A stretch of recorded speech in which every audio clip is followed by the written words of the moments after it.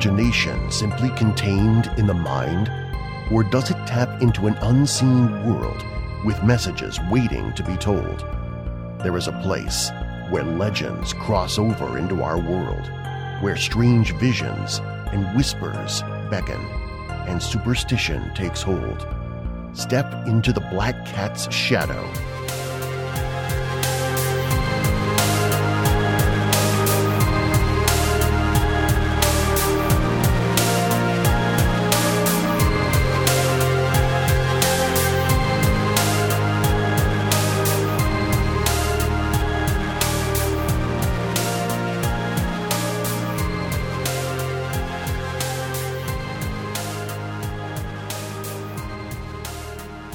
Welcome back to the Black Cat Shadow. I'm your host, Andy, podcasting from Kansas City, Missouri. And I'm Phantom Dark Dave, coming at you from the heart of Texas. So today we have another interview for you, and somebody who is working on their directorial debut, and we love independent films and independent horror especially. So I want to definitely shine a light on this director and let you know who they are. And today we have Nick Hunt. Nick, welcome to the show. Thank you guys for having me. I always love to be on these things. So, thank you listeners and thank you hosts. Yeah, for sure.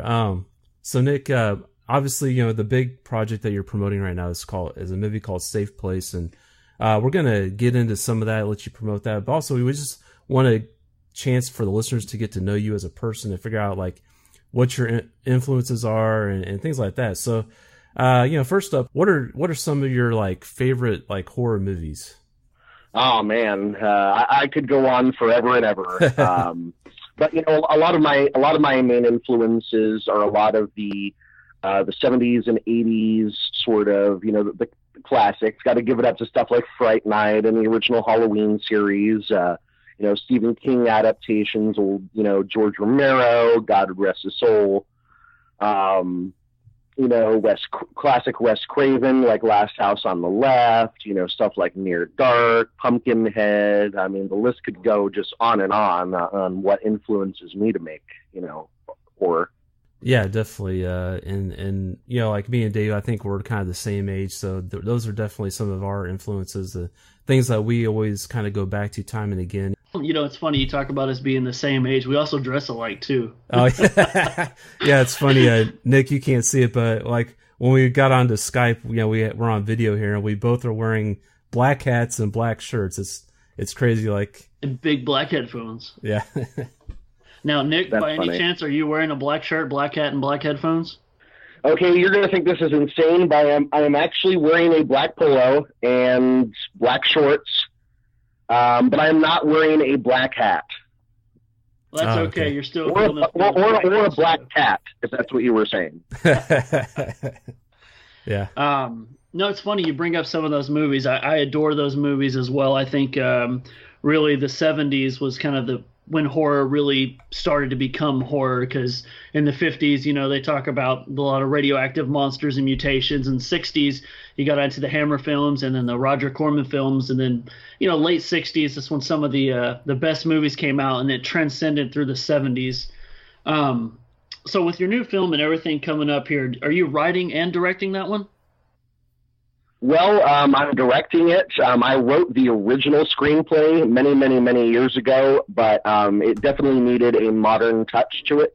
And so I brought on these great screenwriters, these writers that also contribute for Rue Morgue magazine, named Preston Fassel and Penny Sublime. And they ended up just making this really awesome version of the script that was above and beyond what I can do, because I'm a good writer and all, but I'm not as strong on a lot of the dialogue points as he is, and I'm just not as up to par. But that's why I'm the creative side and the director side. Gotcha. Yeah, that's kind of funny. I'm like a healthy mix of that. I'm a writer, but then when someone wants to give me full control, I'm like, oh no, I don't want to direct it. I have the whole story written out. You go ahead and do what you want. I'll just tell you if I don't like it. Yeah, I'm generally the organizer. I'm the facilitator, the creator. I'm the person who tends to get the things done. Yeah, I definitely feel you on that. It's one of those things where everybody has their strengths and weaknesses, but I definitely like doing more of the technical aspects of the podcast, and I think Dave, he does a lot of the promotion and getting us guests and things like that. So it's fun. It's awesome when you have a team where you guys can focus on your strengths and you don't have to worry about like spending time. I mean, it's always good to work on your weaknesses, I guess, but it's nice when you have other people on your team that can help fill in some of those weak spots for you. Oh yeah. Believe it or not, up until about, I would say 4 or 5 months ago, I didn't even have a team. I was pretty much doing this by myself. Oh, wow. And so it was, I was doing all the promotion, I was doing all the casting, I was doing all the location scouting, I was doing pretty much everything by myself with me and my fiance. So, then it ended up, expanding, and, not a lot of people do what we've done with Safe Place and spend the better part of 2 years building a presence for it and building a following and building a sort of eagering for it. And, I think we've done really well. We have the people out there excited, and, things are only getting bigger. Yeah, definitely. You definitely have a very active social media campaign. I'll say that. Oh yeah, I'm known as one of the fastest growing brands in independent horror right now, and it's a reason. It's just because I'm in your face. Yeah. I'm very vocal and I'm very open with the horror community and with the film community in general, and that's why I've managed to do so well. Is that they understand this perspective that I'm coming from, and they understand the scratch your back, I'll scratch yours sort of attitude. And I mean, it's great. So when was the point, like, I don't know, I guess, like, how long ago was it that you decided, or when was the point that you decided that, hey, I want to start making my own movies? Well, I've always wanted to. But it's one of those things that, in this industry, you have to come at it with a certain sense of realism. And you have to come at it with a certain sense of that it may not work out for you. Right.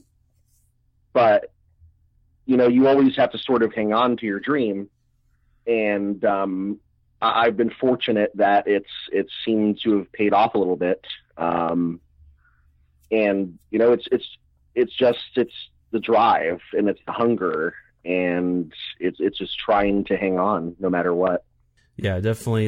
You got to have tenacity. You got to have that motivation, that drive to make it in any industry, but especially like an artistic industry, because so many times it's really hard to get your foot in the door. So it definitely takes, like what you said, you got to be hungry for it. You got to really want it. Let's talk about A Safe Place. Let listeners know kind of a general idea of what the plot is for this movie. What kind of movie is it? Well, it is a horror film, obviously. And it is really, the first in what I'm calling a new slasher. And I'm not making, it's sort of self-aware, but not in the sense of Scream. It's more self-conscious. Okay. And what I mean by that is that you're going to have all of your normal slasher conventions thrown out the door when you see this movie. When you see it, you're going to see that about 98% of it initially will seem like something you've seen before, but we're going to throw grenades into the mix that are going to keep the audience on a very sort of nervous wavelength. It's a very visceral, a very violent movie, but at the end of the day, it has a great story, great characters, and, it's one of those things that you're no longer going to see these stupid people making stupid decisions. You're not going to see the experienced gymnast that no longer knows how to fight or run. You're not going to see, the cell phones that don't work, the cars that don't start. You're not going to see people making stupid decisions. You're actually going to see them given a fighting chance. And they either live or die despite. That is definitely a refreshing take on it, because, so many times you see horror movies with, like, just that they put the blood and guts on the screen, but you can tell they haven't really spent a whole lot of time actually writing a story, writing characters that you actually care about. So, and like you said, writing characters with depth and intelligence. So that's definitely refreshing. I'm glad to hear you say that. And it's really cool to see like all the people that come on board to help you with this. Just share with the listeners some of the actors that have come on board to help you make this vision a reality. Oh man, we have a very big indie horror all-star cast essentially right now. We have Ashley Mary Nunez from All Through the House, which was a big festival hit last year. And then she's also going to be in the upcoming remake of Don't Look in the Basement, also directed by her brother, who directed All Through the House. We have Bill Oberst Jr. From Circus of the Dead, Scream Queens, Criminal Minds, American Horror Story. I mean, the list, Abraham Lincoln versus Zombies. The list just goes on and on. Genevieve Rossi from the upcoming Death House, the Expendables of horror. We have Jordan Phipps, who just starred in Close Calls, which is getting a lot of notoriety on the festival circuit. And then she's also starring in 10/31 2017, which is big horror anthology that's coming out later this year. Let's see. We have Lara Jean Mamere from To Jennifer and Anomaly. Great character actress. We have Alice Winkler over from Space Babes from Outer Space and Plank Face. We have Gabrielle Ann Henry from Blood Widow. We have and then so many actors. I mean, the list just goes on and on and on. Yeah, it's definitely got to be like motivating to see all these people like kind of share your excitement for your project. Oh yeah, because there's a lot of these people that are veterans in this industry, and it gives me a good boost of confidence to feel that they're comfortable working with me, and they're comfortable and eager to the ideas that I have. Well, and it's also really cool the fact that you guys already secured a distribution deal without having even started filming yet. That's pretty cool. Oh, I know. It's an unheard of accomplishment in this industry to be a first-time filmmaker and not only receive distribution worldwide, but also to receive distribution before even filming a frame of film. It's insane. The past couple months have been the biggest for our brand, and we've been trending on Joe Blow. We've been on some of the biggest horror movie news sites in the entire world, and there's absolutely no signs of stopping. Well, that's cool. So you guys actually have a crowdsourcing campaign. Tell the listeners a little bit about that. What you're trying to achieve with the funds that you raise from that, and maybe some of the perks too that they could get. Oh yeah, well we have the Indiegogo campaign going out right now, and there's some amazing perks. You can literally donate $5 and get your money's worth with this campaign. There's everything from signed props from the film that are going to be used. There's posters and Blu-rays, DVDs. You can get some Skype sessions with some of our lovely cast, and actually, have a lunch or dinner date with them, and get to know them. Let's say you're a podcaster or a website that is hungry and growing and sort of low on the totem pole, and you want to be able to snag a guaranteed interview with one of my big actors. That's something you could do as well. One of the other really cool perks, we're going to be my lovely fiance, who happens to be our storyboard artist. You're going to be able to purchase the actual storyboards from the film. And also, there's great perks on there from our producer, Johnny McCobb, aka John Lepper, who is a indie super producer. He's actually agreed to a consulting session that is up for grabs. So let's say you're an indie filmmaker and want to get your foot in the door with some people that know about the money side and know about the distribution side and have some really good connections, then that's a really good benefit for people. And the possibilities are endless. And we know that there's a lot of people out there that want Safe Place. We know that there's people out there that have shown for almost 2 years. In 2 years, we have almost an organic reach on Facebook, which means that we have paid for no advertising whatsoever, of over 70,000 people in 2 years have engaged with our page, Wow. engaged with our posts. And so we know that you guys out there want Safe Place. And all it takes is just a little bit to really send us over the moon, and we can make this happen. Without it, it'll never happen. Right. You know? And so that is my message to the listeners out there. And like you said, you guys have, like, you know, worked your asses off on Facebook and grown that organic following. And I know, you know, just, you know, from our experience on Facebook, that's a tough thing to achieve on Facebook, because a lot of times it's just hard to get people to interact, it seems like sometimes. So, you know, to show that you have done that organically really shows that you have the drive to make this happen, and you believe in your project, and there's lots of other people that believe in this project too, so that's exciting. Nick, that's awesome, man. We talked to a lot of people who do a lot of the Indiegogo stuff there, and you know, everybody has perks that they want to give out, and typically you hear things about, you know, a DVD or maybe get your name in the credits, but I am really impressed with the level of things that you guys offer. I think that's really awesome, you know, from storyboards to consulting, posters, the whole 9 yards is really cool. I had a question for you, though. Absolutely. We're talking about, you know, you're a big fan of the 70s and 80s. I want to know, this movie that you're getting into, are you going to be doing practical effects, CGI, or mixing both? Oh, I'm going to be doing 150% practical. All right. And I am almost going to go as far as saying that I want all of my projects to be 100% practical, just because I think it looks better. There's another project that I'm in the midst of planning right now, very, very early on. But one of the things that it wants is an explosion that happens in the middle of a forest.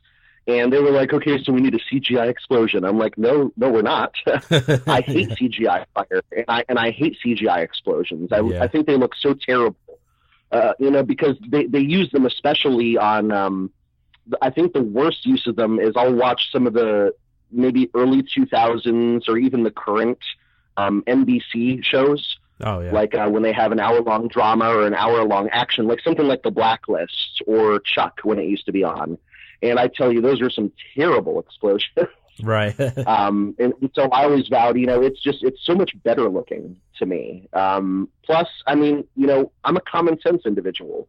If we were able to pull these things off back in the 60s and 70s and 80s, when money was much less valued, I mean, much less, okay, when things were a lot more expensive, let me rephrase that, or a lot less expensive than they are now, you know, it should be a no-brainer to be able to execute the same things, because a lot of those effects still hold up, and so therefore a lot of the old tactics can still be used.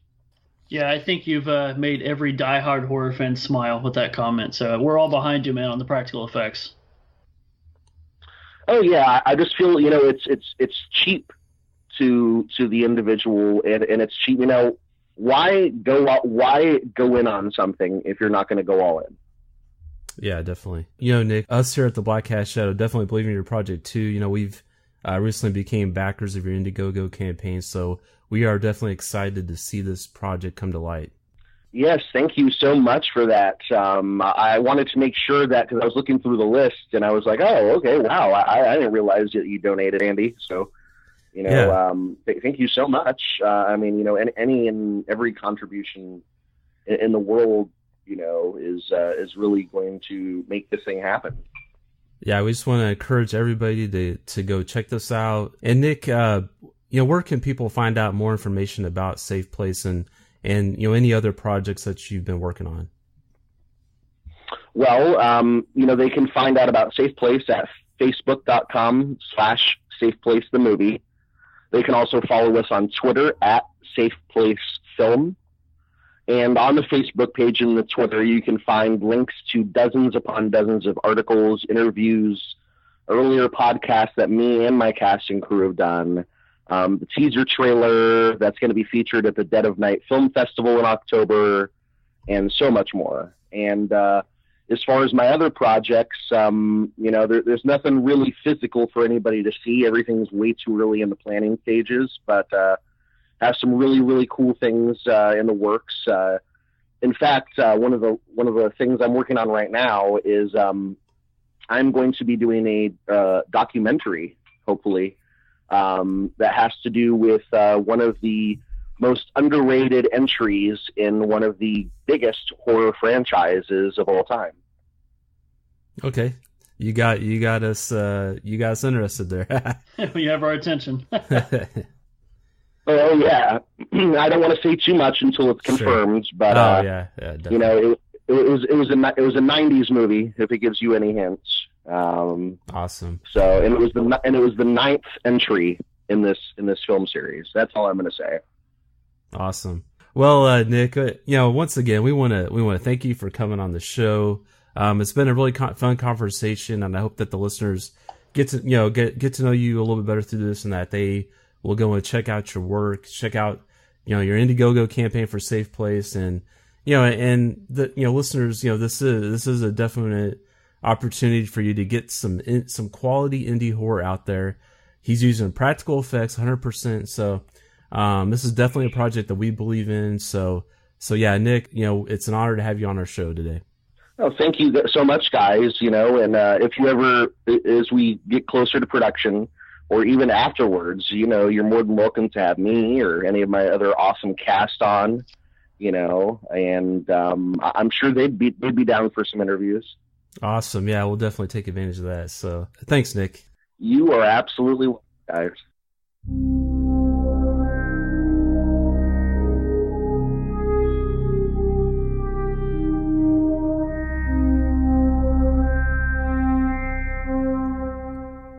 And thank you, listeners, for tuning into this episode. We really appreciate it when you guys check out what we're doing here. And like I said in the last episode, to say thanks, we want to do a giveaway for you guys. So here it is. Here's the details. So for this giveaway, we're going to ask for you guys just to do one thing. I know it can be kind of a pain, but it'll help us out too in the process. But we want you guys to leave us iTunes reviews. And once we get to 25, we will pick a winner.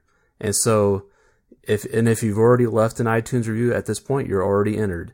So once we reach a total of 25 iTunes reviews, we will pick a winner. And the prize that you're going to win is the Arrow release of The Black Cat by Lucio Fulci, released in 1981. I think it's a really cool release. It's going to be the Blu-ray. It's a really cool release. It has some awesome artwork, and so I think it fits with our podcast. It's, The Black Cat or Black Cat Shadow. So there you go. So hopefully that's some good motivation for you guys to leave us an iTunes review. Like I said, when we get to 25, we'll pick a winner. And I will announce the winner on a future episode once we get there. And as always, on social media, you can find us on Twitter at Black Cat Podcast. You can find Dave on there as well. He is at Phantom Dark Dave. He's always involved in some kind of interesting discussion on Twitter. You can find us on Facebook as well. And also Horror Amino. If you'd like to send us an email, go right ahead. Our email is blackcatpodcast@gmail.com. We love to hear your thoughts, your critiques, any feedback you want to give us. We'd love to hear them. And yes, I am still doing other episodes besides interviews. I know we've just been doing interviews here lately. With my schedule, it's kind of what I've had time to do lately.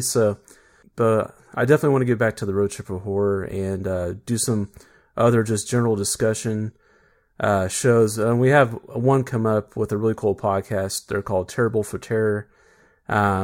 With Brian over there, and so we recorded a really cool episode with him, so we're going to get that released here shortly.